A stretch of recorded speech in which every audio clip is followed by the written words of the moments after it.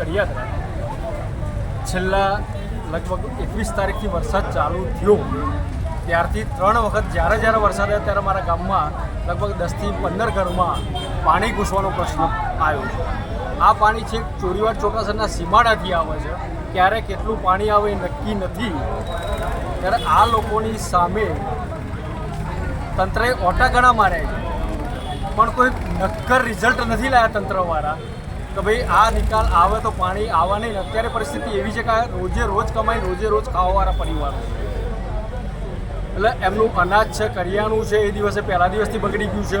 ખેતરોમાંથી સીમનું પાણી આવે છે એટલે રાત્રે થોડુંક પાણી આવે, વરસાદ આવે તો લાઇટ તો જતી રહે છે. અંધારામાં જીવ જનાવર તણાઈને આવે છે એટલે એમના છોકરાઓની સલામતીનો પ્રશ્ન છે. એમના ઘર થોડા કાચા જેવા છે, ક્યારે બેસી જાય, માટી ઘરઘરી થઈ ગઈ છે, ક્યારે બેસી જાય એ નક્કી નથી.